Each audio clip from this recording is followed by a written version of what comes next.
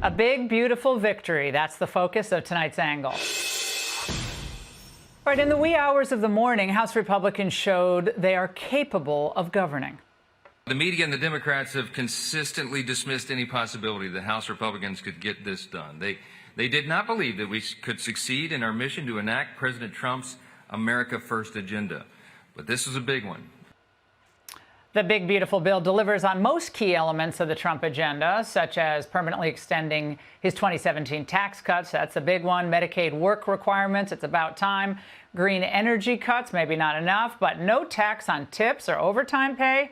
That's big. And higher tax deductions for seniors after a period of 4 years. New funding for the border, defense, money for ICE. $25 billion to kickstart construction of the Golden Dome. Yeah, there are legitimate concerns about deficit spending. We'll get to that in a bit. Angles press Republicans on this, but let there be no mistake. This is still a historic MAGA victory, one that out-of-touch liberals, by the way, and you remember, they thought was never going to come to pass. Because last year, literally just 1 year ago, they thought Trump might be headed to jail. And they thought Mike Johnson might be headed for a crash and burn. He's one of the weakest speakers that we have ever seen in that chair. Republicans in the House, led by Speaker Mike Johnson, are breaking records and setting the bar for ineffectiveness. Ineffectiveness? How many times did they use that word to describe the guy who truly was ineffective at the job, the basic job of the presidency? Now, the truth is, while Trump, Johnson, and their teams were working hard to get the votes they needed to pass this legislation, so-called journalists, we've been seeing a lot of them running around lately, and political analysts, they were all asleep at the wheel because their partisan views were blinding them to the truth. You know what the truth is? Trump's just better than about anyone else out there at politics. Working with Speaker Johnson, Trump was always going to get the votes he needed. I never had a doubt about that, including from the Freedom Caucus, at least the ones he needed. But the incurious minds couldn't see it. Hakeem Jeffries not going to come to his rescue anymore, Mike Johnson, the speaker. He's going to have to do it entirely with his own majority. The Freedom Caucus provides obstacles. He has a razor-thin majority. They're going to need Democrats. Republican leadership, especially in the House, cannot do it. Mike Johnson can't do it. Well, Peter Baker was right. Hakeem Johnson wasn't going to help him, but all the other ones are wrong. They didn't need Democrats. Every Republican voted for this. It didn't need a rescue, Peter. Only 2 voted for it, Tom Massey, Warren Davidson. So are the analysts and the reporters giving Speaker Johnson any credit tonight? Of course not. But not too long ago, they knew how to celebrate the effectiveness of another speaker whose agenda they agreed with. Objectively speaking, I was like, oh my gosh. Nancy Pelosi is a boss. I mean, she handled herself amazingly. She did not come to play. She was a complete and utter boss. Nancy Pelosi is known for getting the votes. Nancy Pelosi is really the whip. She's the vote counter. She knows how to keep her caucus together. Nancy Pelosi is mature. She is professional. She's extremely good at her job. Donald Trump is not. Very mature, John.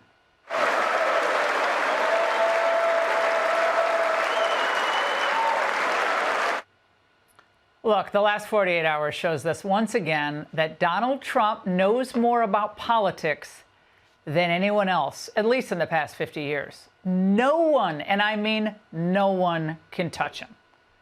And Mike Johnson was smart enough to see that and effectively partnered with him. Trump made the trip to the Hill to underscore that he meant business. It was old-style politicking. Trump bargained with blue state Republicans on taxes and quelled a rebellion from conservatives over spending. But there was one guy they were never going to win over. You watch. Next year, we'll spend more money than we did this year. And the year after that, we will too. This budget will add at least $30 trillion to the debt over the next 10 years. And it's a Republican budget. Well, the debt is a ticking time bomb, that's for sure. And because of the trillions in deficit spending in this bill, buyers of U.S. debt are increasingly skeptical that Congress will ever get serious about these spending cuts. So their argument is that this could have disastrous economic consequences for the country and has to be dealt with. And now the bill moves to the Senate, where Republicans are already conceding some of this problem. I think there's some opportunities for more efficiency, some more savings, and there's still a lot of decisions to be made. So I think we're talking about weeks or months. Let's don't get high on our horse here that we've somehow made some major advancement of reducing spending, because we didn't. All right, let's start with the Pentagon, Lindsay. All right, of course, on the flip side, if the Democrats get back into power, they have zero intention of ever cutting any spending except maybe on border enforcement. All Hakeem Jeffries could do in the middle of the night was spit in the wind about the guy whose team found billions in savings. Waste, fraud, and abuse has been presented in a compelling way. At the same time, when Elon Musk and his federal contracts are worth $8 million a day. If you're trying to find waste, fraud, and abuse, I have a suggestion. Start right there. Now, this is an unserious man and an unserious party. Trump and Johnson did what they could do with the votes they had. And as usual, Democrats' bold predictions of failure were wrong. Again. And that's the angle. So the summer of love is back, and we haven't even made it to Memorial Day. In the last few months, a healthcare exec was assassinated outside his hotel. Teslas started getting firebombed, IVF clinics torched. Oh, and they even tried to burn down Governor Shapiro's house in Pennsylvania. What do they all have in common? They're all leftists, and they're not mostly peaceful. Overnight, a young couple in Washington was executed in cold blood. 2 Israeli diplomats who were in love were gunned down, leaving a Jewish museum. The assassin fired several times. After the victims fell to the ground, videos showed the gunman leaning in and firing several more times. As one of them crawled away, the shooter fired again, reloaded, and then shot even more rounds into her body. The suspect was arrested on the scene and went berserk. Free, free Palestine!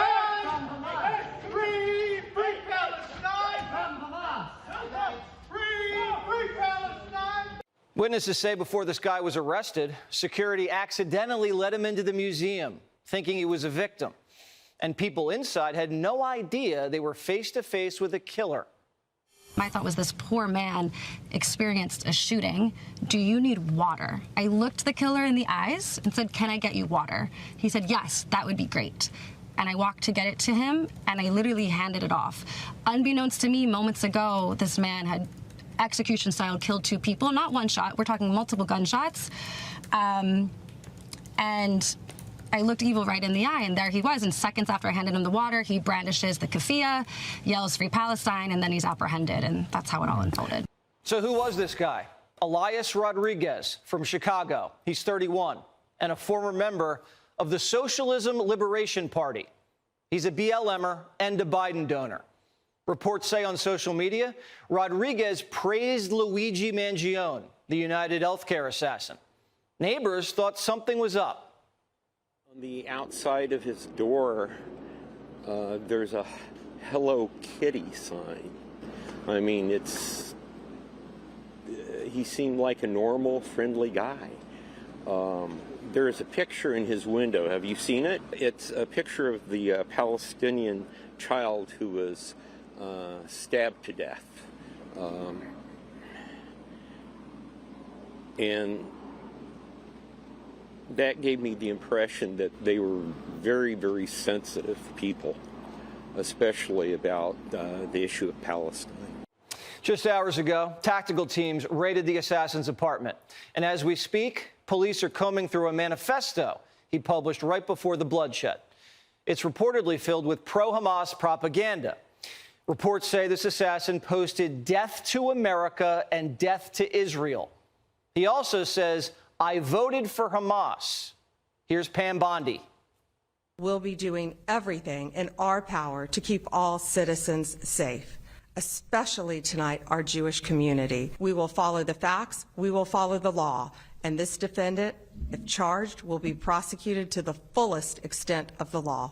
And the New York Times says the FBI is still seeking a motive. Motive? I think everybody knows what the motive is. CNN says it's Trump's fault. One of my main concerns in the current administration is the fact that so many resources are being diverted to immigration enforcement, and that is a priority of this administration, and that's their prerogative. But at the same time, if they are drawing down resources from counterterrorism. Liberals are opening the borders and shooting Jews, and CNN's blaming Trump for dropping the ball. CNN called Trump Hitler, but in this case, they don't want to rush to conclusions. What I saw in his eyes, I mean, I went to Columbia for grad school, and I saw the same thing in his eyes as I saw in the eyes of all the protesters at Columbia. Nothing different between him and them. But they did not create this horrific shooting. They did not, you know, they didn't shoot. They gave permission, and they've called for this. They have called for intifada revolution, which is the same thing he yelled last night. Do you worry that there will be a conflation, though, of the two? A conflation? I mean, they are calling for intifada. At Columbia University, they call for intifada constantly. Liberals are chanting, kill the Jews, and then someone does. And CNN says one thing has nothing to do with the other. Some liberal darlings in the media are giving the shooter kudos, saying the victim had it coming. This guy was a monster. He was a monster. He was a monster representing a foreign adversarial government currently conducting a Holocaust. And they want us to feel sorry for him. Even if I hadn't looked at his profile, I would have said that representatives of a genocidal country should not feel safe in America, because we're supposed to stand in opposition to that. And now, having seen it, good riddance. This guy was a monster. This morning, Omar wouldn't even condemn the murder. Congresswoman Omar, can I get your reaction to the shooting that happened in D.C. last night? I'm gonna go for now. This is the same squad that called us dangerous. Remember, Jazzy Crockett said Republicans were the terrorists. Y'all got the white supremacists galore, okay? Like all of them. You got the Proud Boys, you got the neo-Nazis. You have people that literally should be classified as domestic terrorists, because a lot of times that is what they are doing. They're engaging in domestic terrorism. And guess what? They all align with your side inherently in like who you are. Right. Y'all are violent. Like right. Y'all, and most of your violence has to do with people that's got a little bit of melanin. The right isn't burning cars and executing people in the street. It's not Republicans getting tossed out of hearings, kicking and screaming for Hamas. Stop it! I cannot live in peace! I will not be silent while there's a genocide going on! Hundreds are dying every day! Hundreds! I won't be silent! You can't do this genocide! The world is watching! Act now! Everybody must act now! Act before it's too late! They're wiping out the Palestine! People! Gaza must live! Free Palestine! Free Gaza! We will never be silent! Always close. Leftists are barricading themselves inside of college campuses and lighting their diplomas on fire. Free all the students now! Free all the students now! Burn all the diplomas now! Burn all our diplomas now! We want justice, you say how? We want justice, you say how? Hands off our students now! Democrats are losing their party. And what are they doing? They're ignoring it or celebrating it. The president of South Africa went to the White House yesterday and got grilled about white genocide. Democrats in the media thought, it was only a couple of white farmers massacred. It's not officially genocide until it's like, what, 10,000? Is that how they feel about the Jews? Reporters who said Biden's brain fog was a hoax are now saying white genocide is. The president showed a video that he said showed more than 1,000 burial sites of white South Africans that he said were murdered. We know that that was not true. And What's to show not that true, Yamiche? It's not true that the video was showing a burial site. It is unsubstantiated that that's the case. The video showed images of crosses in South Africa about white farmers who have been killed and politically persecuted because of the color of their skin. And those crosses are representing their lives. Are you disputing that there's no... The fact that the video showed what the president claimed it showed, because it did not show that. But even more, what I'm asking you is who at the White House... it did show that. It showed white crosses representing people who have perished because of racial persecution. The Daily Show actually found white genocide funny. President Trump's meeting with the president of South Africa today. And because it's Donald Trump, things got weird. Death, death, death, horrible death, death, I don't know. What a host. Death, death. Hey, do you want a Diet Coke? Yeah. This is the state of the Democrat Party. They have more assassins than ideas. They shot Steve Scalise, got a block away from murdering Kavanaugh, shot the president. Now they're blowing up homes, IVF clinics, and Teslas. They're executing CEOs and Jews and having margaritas with MS-13. Their donors finance it. They nurture it at universities, excuse it in the press, and downplay it after the fact. Their tactics are creating collateral damage in the Mideast. You think Israel's going to make peace after this? You think it's easier to get Iran to sign a nuke deal after this? Harvard's already lost billions, and now Kristi Noem's banned the school from enrolling foreign students. Left-wing violence is killing the peace process and killing the Democrat Party. And notice how they're not screaming about gun control. That's how you know it's one of their own.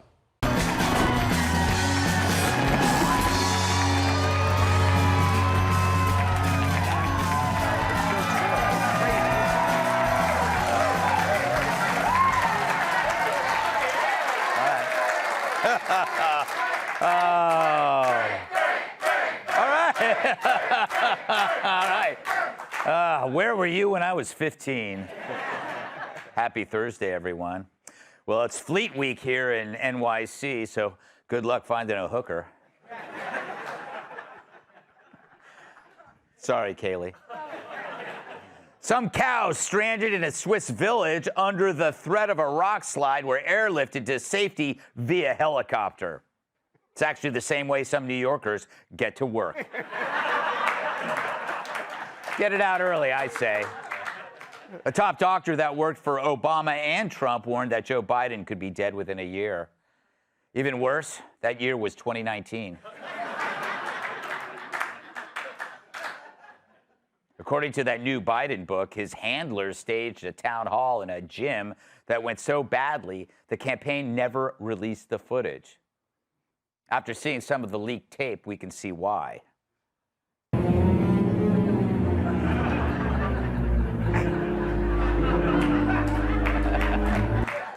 CNN's Paul Begala said the Biden cover-up won't hurt the Democrats' credibility. Another cover-up that won't hurt? A bag over Paul Begala's face. The New Jersey Health Department said that people who attended Shakira's concert at MetLife Stadium may have been exposed to measles. They also added that anyone who attended a Springsteen concert may have been exposed to high levels of Yeah! Congratulations to Jimmy Kimmel, who just became a grandfather. Finally, there's someone in his family who cries more than he does. James Carville said he would back AOC if she got the Democratic nomination. He then let everyone know that it's 15 minutes could save you 15% or more on your car insurance. And finally, porn star Bonnie Blue, most famous for having sex with over 1,000 men in 12 hours, has reportedly been arrested. The charge? Violating the local occupancy limit. Tragically, 16 officers were lost during her cavity search. All right. I know, it's funny. Okay, so yet another tale from the new book, Original Sin. Apparently, Joe Biden's campaign staff staged a fake town hall, closed to the press with an audience of loyal supporters and a comfy chair for Joe that repelled stains. But apparently, Biden was so incoherent, the footage was as unusable as an ejector seat on a helicopter. And so, like Joe Biden's soul, the town hall never saw the light of day. It's the latest story from the tell-all on Joe's decline, written by people who helped bury it like a cat turd in a litter box. But of course, the media is acting like they're the dupes.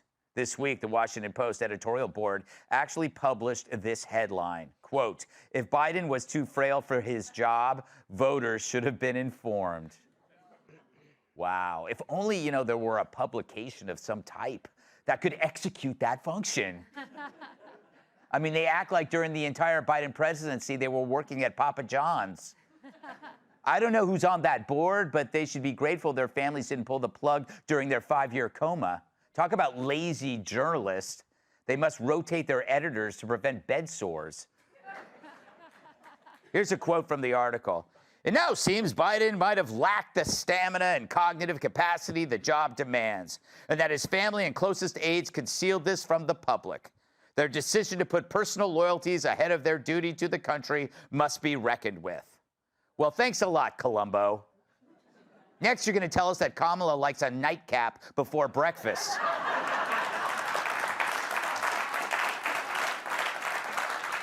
And might have lacked the cognitive capacity. That's like saying Dana Perina might lack the capacity to dunk. But this is from the paper who claimed the evidence of Biden's mishaps were just cheap fakes. Thank God there was one reporter doing his job, our stupid son of a bitch, Peter Doocy. President Biden is the oldest president in U.S. history. Why does White House staff treat him like a baby? No one treats the President of the United States, the Commander-in-Chief, like a baby. How is President Biden ever going to convince the 3/4 of voters who are worried about his physical and mental health that he is okay, even though in Las Vegas he told a story about recently talking to a French president who died in 1996? I'm not even going to go down that rabbit hole with you, sir. What is totally enhance your memory, and can you continue as president? My memory is so bad I let you speak. Well, Peter fears nothing, except birds. Peter, I appreciate it. A bird just landed on my head! What is going on? Was that a bird? What was that about? I did not like that at all. Some advice, Peter. Don't wash your hair with worm scrub. But even as the media admits the cover-up was real, they do so with the caveat, hey, we swear we were trying to tell the truth. No, they're trying to save their credibility and their careers. I might trust Jake Tapper a bit more if he ever conceded a point without trying to sell me a book. But how can you trust a media or a party that refuses to come clean? This is a media who said Biden's babbling was a stutter when he couldn't get through a Q&A without looking DOA, while simultaneously heaping hate on the citizens of this country and falsely vilifying the man they voted for to the point where he was shot. Scott Adams makes this great point. The gaslighting over Biden's health was justified by their gaslighting that Trump was Hitler, which was entirely based on the tentpole of gaslighting the fine people hoax. It's all connected, it's all deliberate, and it's all false. Because some even defended Joe after his terrible debate. Most House Dems who met with him never said a thing about his failing health. So this is no longer about a party's popularity. It's about credibility and trust. There is no way the Dems can regain either until they own up to what they did. 2028 may be 3+ years away, but the Biden cover-up will take center stage. And unless a solid Democrat emerges who exposes the secret cabal that betrayed the country, the Republicans are sitting pretty. I mean, how can anybody ever trust a Democrat president if they aren't sure he's actually president? He might be a front or a cutout. If they take to the debate stage in 2028 with the same old act, say hello to your next president, Mr. J.D. Vance, then Rubio, then Hegseth, and of course, then Gutfeld. I knew that would happen. I'm such a prick tease. Or the Democrats could pull a Trump, call out their own party, and tell the truth. Yeah, if my aunt had a dick, she'd be my uncle. That is an old saying, but it's even funnier today because the Dems actually believe it's true. Let's look at tonight's guest. His act was the inspiration for the sympathy card. Comedian Joe Mackey. He once had a threesome with Mrs. Butterworth and Chef Boyardee. Chef and restaurant owner Andrew Gruel. His voice is scratchier than Rashida Tlaib's 5 o'clock shadow. Jim Florentine. And this guest will soon be outnumbered by her babies. Outnumbered co-host Kayleigh McEnany.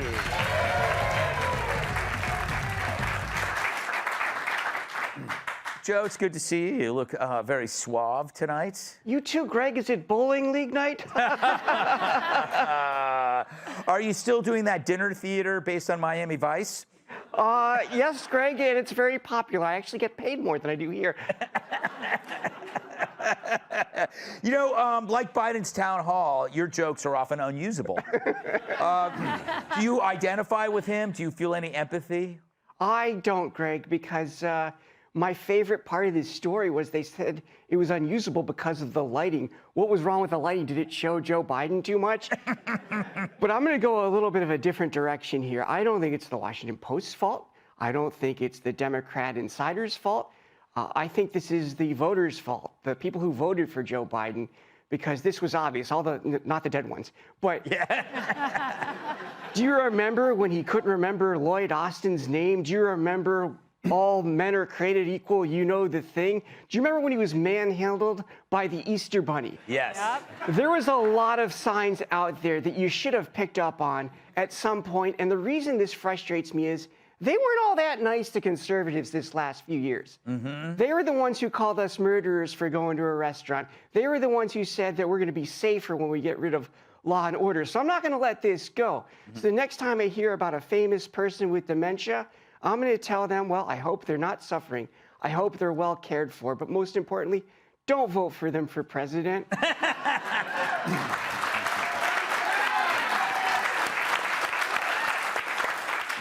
You know, Andrew, Joe made a very interesting point that it may not matter to voters. I mean, it could be that, like, it doesn't matter. If I'm a D, I'm going to vote D. I don't care if the guy's got D as in dementia. Yeah, or if the guy ends up having a debate with a French fry for 20 minutes and the media pitches it as he was talking to the French president. Yeah. We'll see that. You're right. There's a lot of tribalism, but that's why they say it comes down to like 500,000 votes to really choose who the next president is, and we got to target those people who actually have a brain. But I don't want to take the victory lap too quickly here and indulge on this buffet of truth and facts and what they're putting out there, because what they're doing right now by throwing Joe under the bus with all of these facts is they're distracting us. Again, this is the typical playbook, right? This is just the tip of the iceberg, the top of the lasagna, whatever analogy you want to use here, because they did the same thing, right? What they do is they lie, then they pretend to tell the truth, but they're lying again, and there's something underneath it. Newsom did it during the pandemic. Remember when he got caught dining out, and he said, no. I was outdoors, and he didn't know that Bill Maloogian had the photos of him dining. And then he went up again, and he doubled down on the lie, right? And then just the other day, Comey did the same thing. He's like, 86, 47. I was walking along the beach, and there were shells there. Some kids just put it out there, right? And people eat up and believe those lies. This is not necessarily a lie, but it's the same playbook. So they're saying, Biden did all of this, but really the true story that they're trying to distract us from is what happened when he was incapacitated, right? Yeah. Who was signing the checks? Who was running the government? And they want to distract us from that. And I think a lot of the things that he did can be and should be undone, and that's the real issue here. You know, that young man made me change my mind on the question I was going to ask you, because I remember you are a lawyer, and he's right. It's like we're going to sit there and talk about his cognitive function without talking about what was being done under his name, the identity theft. Can anything be done? Yeah, something should be done. I mean, I've publicly called for a special counsel. I'll continue to. There was a cover-up, and we need to get to the bottom of it, because 13 people died at the Abbey Gate, and I want answers. But what about like the auto pen and the pardons? Can they revoke that without the hearing right now? Just say, look, we're going to put a stop to all this stuff? That's the question. You got to figure out who's running the auto pen. Constitutionally, you got to litigate that up to the Supreme Court. Yeah, no, I think it was more than one person, and I think it was Joe Biden. I've got to be honest about that. You say who was running the country? Well, I scoured this book for you, Greg, because I knew I was coming on your show. I wanted to find an anecdote I could sear in your memory that you could not get out. And it was this. In 2003, Jill Biden was outside. They were having a discussion about whether Joe Biden should run for president. The book literally says, this Alex Thompson book, she walked through a planning meeting in a bathing suit with no scrawled on her stomach. Okay, I cannot get that out of my mind. She didn't want to be in politics in 2003. Then they say in 2016, she wanted to do political events. And then all of a sudden, she was a political partner for Joe Biden to the point where in the White House, Jen Psaki sent Joe Biden out for a press conference that went 2 hours. Jill Biden shows up and goes, "Where were you? Why did that go on so long?" She's ferocious in this. I can't imagine a scenario where I sent Trump out for a press conference and Melania corners me and it's like, "Why'd you let him do that? Are you kidding?" That man runs the show. His name's President Trump. I can tell you a likely scenario, though. Jill Biden, there was a pool under the White House briefing room, no longer there. I could see a scenario where Peter Doocy's asking some of those questions and Jill Biden in the bathing suit with the no scrawled on top just tackles him. I don't know why she didn't do it. It would have been more effective. There's a pool under the briefing room? There used to be, not anymore. That'd be a great trap door. Yes. There you go. Yeah, Jim, should they revoke Dr. Jill's medical license? She's definitely not a good doctor. No, she's not. You know, it's weird because Joe probably thought he did good in that town hall. Yeah. Jill afterwards like, "You did great. You answered all the questions." I love that. That was the greatest ever. Yeah. Look, you ate all the vegetables on your plate. You went boo-boo in your pee-pee. I want to see that footage of the town hall, the stage town hall. That's got to be out there somewhere. Look, if we can see the Kardashian sex tape and we could see the Tommy Lee, that tape is out there. I think you can find it. And and like Joe said, they blamed it on bad lighting. That's why they didn't air. Yeah, okay. Maybe the TV people didn't know how to light a cadaver. That was the problem. You know, if they wanted more lighting, Hunter should just lit up his crack pipe. You know what it was? Obvious. They couldn't have the lighting there because they were afraid Joe would walk toward it.